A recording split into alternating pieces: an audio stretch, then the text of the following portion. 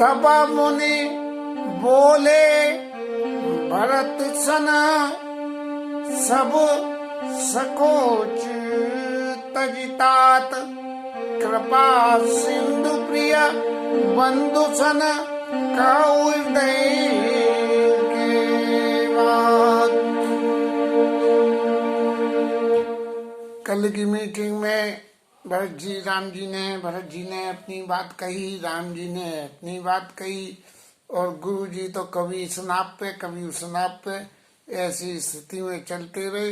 लेकिन भरत जी की जो मनोदशा है, उस मनोदशा को गुरु जी ने अच्छी तरह समझ लिया, और रामचंद्र जी की जो कृपा भावना है, उस भावना को भी समझ लिया। यद्यपि गुरुजी अच्छी तरह जानते हैं कि राजा राम सर्वस्व भगवान करके जानते भी हैं, लेकिन फिर भी भगवान भक्त के वश में होते हैं, इसलिए भगवान तो वो सब कुछ कर देंगे जो उनके भगत लोग उनसे करवाना चाहेंगे। ऐसा समझ के और गुरुजी महाराज ने भरत जी से कही कि तब मुनि बोले भरत सन, उनसे कहा सब सकोच तात, कृपा सिंधु प्रिय बंधु सन, कही हृदय की बात। भगवान कृपा के सिंधु हैं, और आपके छोटे बंधु भी, आप उनके छोटे बंधु भी हो, तो उनसे जो आपके मन की बात हो वो आप कहिए। भरत जी महाराज कहने लगे, अपने दिल की बात कहने से पहले सुनी मोने बचन राम रुख पाई, गुरु साहिब अनुकूल अघाई।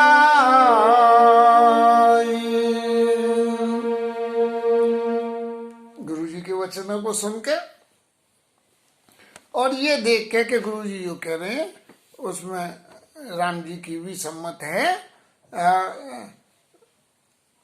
और अपने मन में ये विचार करने लगे कि मुझे अब इस वक्त क्या कहना चाहिए। ये बड़ी असमंजस की, अतिशय प्रेम की स्थिति में एक ऐसा असमंजस हो जाता है कि यहाँ निर्णय लेने में प्रेम बड़ी भारी बाधा हो जाती है। प्रेम कभी ये नहीं चाहता कि सामने वाले के ऊपर में वजन पड़े, और बिना वजन डाले काम न हो, तब ये असमंजस की स्थिति हो जाती है। राम जी पे इस बात के लिए कैसे वजन डालें कि वो अयोध्या चलें, लेकिन वजन डालें तो वजन डालें कैसे। तब भरत जी ने अपने चित्त में क्या हुआ कि पुल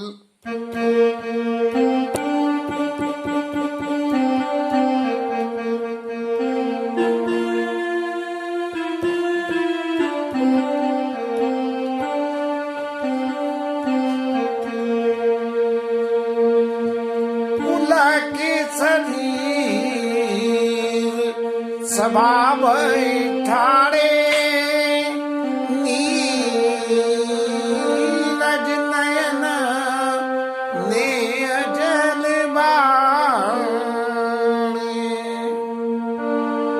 नीरज नयना ने जल बाणे। शरीर में पुलकायमान होकर सभा में खड़े हो गए, और खड़े होकर नीरज नयन ने जलवाड़े, उनके नेत्रों में जो है ये कमल के समान सुंदर नेत्रों में उनके स्नेह का जल आ गया। स्नेह का जल माने आगे कहते हैं कि महू सने सकोच व सन्मुख कहे न बेन।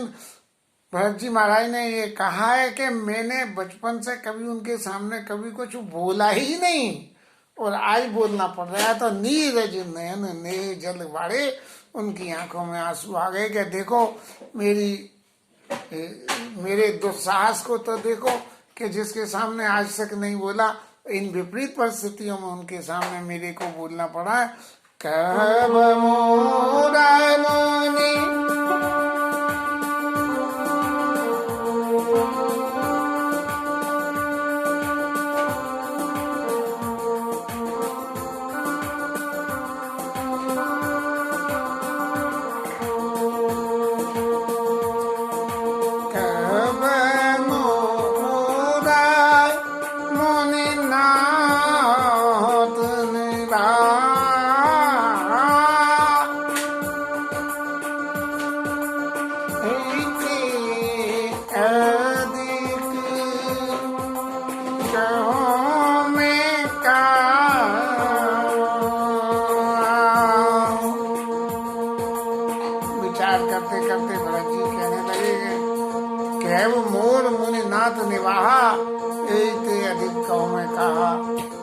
मेरा कहना तो गुरुजी महाराज ने सब कह दिया, मैं क्या कहूँ। गुरुजी ने क्या कही थी, तुम कानन गवनाऊं दो भाई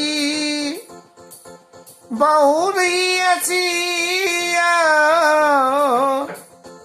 सहित रघुराई,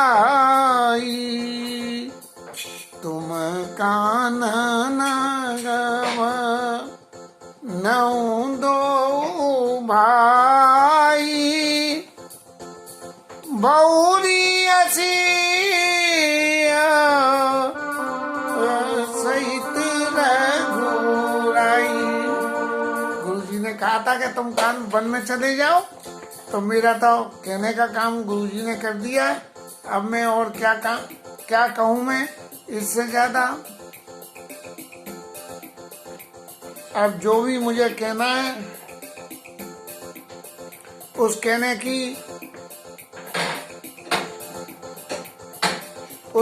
की मैं कुछ व्याख्या करूं तो व्याख्या क्या आती है।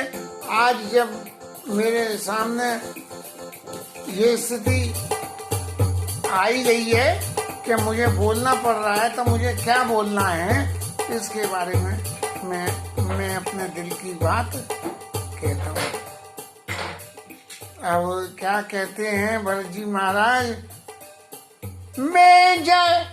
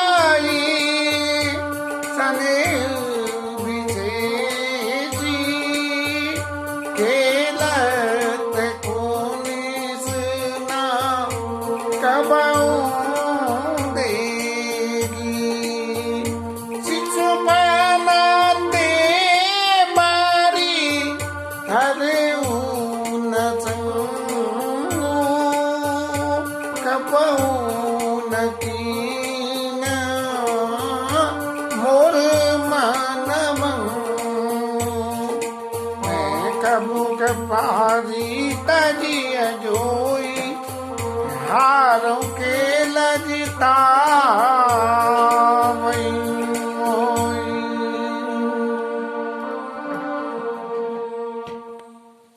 भरत जी महाराज कह रहे हैं कि मैं अपने प्रभु के स्वभाव को जानता हूँ, क्योंकि मैंने बड़ा मान के अपने प्रभु स्वामी मान के और हमेशा उनका आदर सम्मान किया है। और मैंने ये देखा है कि अपराधी ऊपर कोप न कहूँ, यदि कोई आदमी भगवान का अपराध भी कर देता है तो उसके ऊपर भी भगवान क्रोध नहीं करते हैं, और मेरे ऊपर तो भैया विशेष कृपा करते हैं, क्योंकि मैंने कभी भी बचपन में उनके संग में खेलते हुए में कभी भी यदि मैंने कोई भी गलती करी हो तो मेरी इस गलती से नाराज होते हुए भी मैंने नहीं देखा। मैंने कभी भी बचपन में उनके संग को नहीं छोड़ा है, और ये अच्छी तरह से मैंने देख लिया कि भगवान ने मेरे बचपन में कभी भी मेरे मन को भंग नहीं किया, कि मेरे मन में अगर यदि कोई बात है तो तुरंत भगवान ने उस बात को पूरी करी है, चाहे वो बात मानसिक रूप से अंदर हो या शाब्दिक रूप में बाहर आ गई हो। और फिर मैंने भगवान की कृपा का ये स्वरूप भी देखा, मैं प्रभु कृपा रीत जिय जोई हारे उखेला जितावई मोई, हारे उखेल जितावई मोई। मैंने की भगवान की कृपा की रीति को तो यहाँ तक देखा है कि खेलने में यदि मैं हार रहा होता था, अब बच्चों में तो हारने का मन होता नहीं, कभी हार रहा होता है और भगवान को पता लग गई कि इनके मन में जरा भी ये हार ही खेल जिता वही मोही, तो खुद हार जाते थे और मुझे जिता देते थे। और मेरी परिस्थिति क्या थी ये भी अब आप लोग समझ। माओ माओ स्नेह सकोच बस सन्मुख कई नबेन, दर्शन तृपित न आज लगी प्रेम पियास नैन। मैंने भी संकोच के वशीभूत होकर भगवान के सामने कभी कुछ नहीं कहा, क्योंकि कहने का नंबर तो जब आता है जब मेरी कोई इच्छा हो, और भगवान भांप लेते थे कि क्या इच्छा है उसके अनुसार कर देते थे। और मैं संकोच में ही करता था कि देखो मैंने सोची और भगवान ने मेरे ऐसा कर दिया। मऊ सने सकोच बस सन्मुख कही न भेन। और इस परिस्थिति में क्योंकि जब कभी बात करने का सामने नंबर ही नहीं आता है तो दर्शन तपित न आज लगी। तब तक भगवान के दर्शन तपित माने कोई आदमी से आप शक्ल देखो और शक्ल देखो और बात करो, तो जब शक्ल देखने और बात करने के दोनों काम साइमल्टेनियस जब हम करते हैं तब हमारे चित्त में विशेष प्रकार का इसमें पैदा होता है। खाली बात करने से भी होता है और खाली शक्ल देखने से भी होता है, लेकिन जब इन दोनों को मिला के हम जो है शक्ल भी देखें और बात भी करें तब जो चित्त में विशेष प्रकार का एक स्नेह पैदा होता है। और मैंने कभी भगवान के सामने कोई शब्द बोला ही नहीं, खाली भगवान के दर्शन ही दर्शन करता रहा। इसलिए जब बोलो और दर्शन दोनों एक संग हो तब जीवन में तृप्ति आती है, बात करने से बात बनती है। ऐसे ही भगवान जो है से बात करे बिना मेरे को कभी तृप्ति हुई नहीं, और मेरे नेत्र हमेशा इस बात के लिए प्यासे रह गए कि भगवान मेरे से कुछ कहें या कोई बात करें।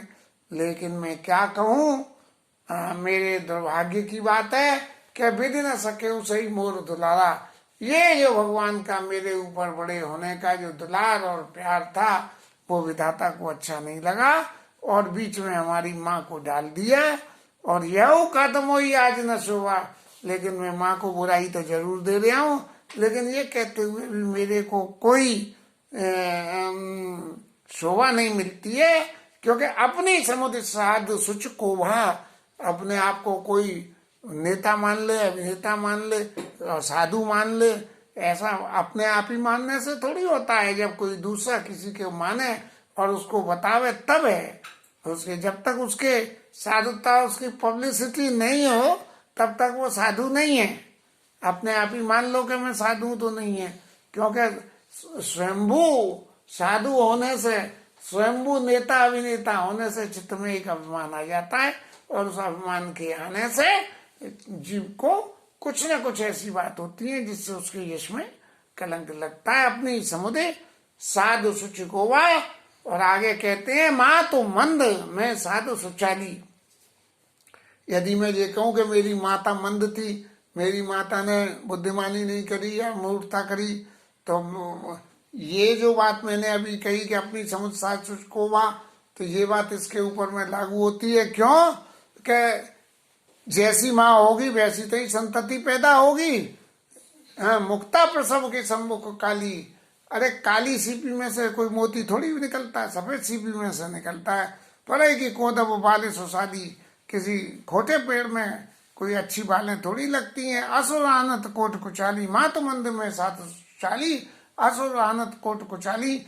मेरे चित्त में ये बात आना भी बड़ी कुचाली का हिस्सा है कि मेरा चित्त कितना है कि मैं अपनी बला को माता जी के सिर में टाले दे रहा हूँ, और जैसा पेड़ होता है वैसी तो ही बाली उगती है, और जैसा सफेद सीपी में से जो है मोती पैदा होता है, जो सीपी काली होती है उसमें से नहीं होता। सपने उधो सकलेश न खाऊ, और मोर अभाग उददी मेरे भाग्य में ही ऐसा लिखा है कि ऐसा अभागी है मेरा भाग्य कि अगाध समुद्र की तरह से अभागी है। अब मैं माँ को दोष दूं, देवताओं को दोष दूं, किसको दोष दूं, लेकिन किसी को देश देना भी सब बेकार है। और बिनु समझे निज अग परिपाको, जारौ जाई जननी कई काकू। अपनी भूलों को, अपने किए हुए पापों के बात को मैंने समझे बिना किस किस के लिए क्या क्या कह दिया। अब ये सब बातें तो मेरी मूर्खता के ही ऊपर हैं, और ये मेरे लिए तो पाप के समान ही बातें हो गई। हृदय हेरिया रेऊ सब ओरा, एक ही बात भले ही भल मोरा। फिर मैंने इन सब परिस्थितियों को देख के और अपने चित्त में ये विचार किया कि मेरा भला कैसे हो सकता है। तब चित्त में ये विचार आया कि मेरा भला तो एक ही तरीके से हो सकता है, जैसे बचपन में समय गुजरा है उसी तरह से ये समय फिर आगे बढ़ के गुजरे कि गुरु गोसाई साहिब सिया राम, और लागत मोहिनी का परिणाम। मुझे तो एक ही बात अच्छी लगती है कि गुरु जी तो स्वामी बन जाए और साहिब सिया राम, और वो रामचंद्र जी मेरे ऊपर में मेरे बड़े भाई साहिब हों। ये अर्थ मैं कर रहा हूँ, लेकिन अर्थ कहते कहते मेरे ध्यान में एक बात आई है कि गुरु हों, गोसाई हों और साहिब हों, ये तीनों पद भगवान राम को यदि मिले तो लागत मोहि नीक परिणामु। और मुझे तभी ऐसा लगता है कि जो उसका परिणाम होगा वो बहुत ही बढ़िया होगा, इससे अच्छा कुछ नहीं होगा। अब जो कुछ भी मैंने कहा है इन सब बातों के एवज में मैं अपने चित्त में कोई स्वार्थ या किसी ऐसी भावना से नहीं कह रहा हूँ। जो मैं कह रहा हूँ वो खाली दिखावे के लिए नहीं है, बल्कि वो सत्य में, क्योंकि राजपद को छोड़ना बहुत मुश्किल होता है, और मैं राजपद को छोड़ के वापस भगवान को राजपद पर बिठाने की बात कहता हूँ। तो किसी के चित्त में ये संदेह हो कि ये खाली सामने दिखाने को कह रहे हैं, राम जी तो मानेंगे नहीं, कह के भले बन रहे हैं, सो ऐसी बात के लिए मैं आप सबको एक गवाही देना चाहता हूँ कि साधु सभा प्रभु गुरु निकटा, काहु सुतल सतिभाव, प्रेम प्रपंच की झूठ पुरा, जानो मुनि रघुराव। ये साधुओं की सभा में गुरु जी के स्वामियों के निकट बैठ के, ऐसे तीर्थ में बैठ के, यदि प्रेम में मैं जरा भी कोई किसी तरह का प्रपंच कर रहा हूँ तो मेरे उस प्रपंच को जाने मुनि रघुराव रामचंद्र जी और गुरु जी महाराज सब जानते हैं कि मैं जो कह रहा हूँ वो कितना सत्य है। क्योंकि गुरु जी तो पहले भरत भगति बस भईमति भोरी, गुरु जी तो पहले ही कह चुके हैं, इसलिए गुरु जी है वो सब कुछ बता देंगे। भूपति मरण प्रेम पनु राखी, जननी कुमति जगत सब साखी। राजा ने तो अपनी बात को रखने के लिए शरीर त्याग दिया, और जननी की कुमति से सब जगत को सामने यही बात है कि जननी की कुमति की वजह से सब हुआ है। लेकिन देखिन जाई विकल महतारी, जरई दुसे जरपुर नर नारी। लेकिन मैं क्या करूं, जो भी कुछ ऐसा हुआ उस सब के बावजूद भी ये जो प्रवासी लोगों की तकलीफ और माता लोगों की तकलीफ देखी नहीं जाती है। और मही सकल अन रत कर मूला, और इन सब का कारण तो मैं ही हूँ। सो सुन समझ सहु सहु सूला। इसलिए मैंने इसको देख के, चाहे जितनी भी तकलीफ हुई है उस सारी तकलीफ को मैंने जो है सह लिया। और बिनो पायन निपया दे पाए, और शंकर साकी और फिर जब मैंने बिना जूतों के बिना चप्पल के भगवान को वन में देखा, मैं शंकर जी को साक्षी करके कहता हूँ कि मेरा जन्म तो हुआ है शंकर साके रहे हुए ही खाए, नहीं तो माता ने जो कुचाली करी थी उस कुचाली के अर्थ में मेरे को कुछ ऐसा हो जाता जिससे कि मुझे सब देखना नहीं पड़ता, लेकिन मैं चूंकि सब कुछ सह रहा था, इसलिए मैं शंकर जी को साक्षी कहता हूँ करके कहता हूँ कि मेरा तो जन्म ही इसीलिए हुआ है। और बहुरी नियारी निषाद सने हो से कुले से कठो कठिन और भयहून वे। निषाद राज जो जंगल में रहते हैं, भगवान के प्रति कितना प्रेम है, और मैं तो भगवान के साथ रहता था तो भी मेरे प्रेम का मैं निर्वाह नहीं कर पाया। यह सब आंखन देख आई जियत जीव जड़ सबई सहाई। अब ये सभी बातें जब यहाँ आके मैंने अपनी आंखों से देखी तब मेरे हृदय में बहुत भारी तकलीफ हुई। और जिन्हें निरखी मग सापन बीजी तजई बिछम बिजुताम सतीजी। अरे जिनको देख के रास्ते के सांप बिच्छू भी अपना जबरदस्त विष का त्याग कर देते हैं, मैं तो उसमें का आदमी हूँ जिसकी वजह से भगवान को इस तरह से वन में जाना पड़ा। निषाद राज ने जो इतनी दूर रहता था उसको भी इतना भगवान के स्नेह था, लेकिन मेरा स्नेह तो पता नहीं कहाँ चला गया। मैं क्या कहूँ अपने दिल की बात को। बोले तेरा रघुनंदन लखन सिया अनहित लागे जाय सुतन तज दुस दुख दैव सहाय। मेरे को जो इतने दुख झेलने पड़ रहे हैं उन सब का कारण यही है कि रामचंद्र जी सीता जी जिसको अनहित लगे, जिसको रामचंद्र जी सीता जी अनहित लगे, ऐसे व्यक्ति के दास तनयत जी उसके पुत्र को छोड़ के भगवान ये ऐसे दूसरे दुख और किसी दूसरे को काहे सहायगा। भगवान भी ये चाहता है कि दुष्ट के यहाँ से दुष्टता की ही बेल फले, इसलिए मेरे को ये सब संकट झेलने पड़ रहे हैं। मैं अपने दिल की बात क्या कहूँ,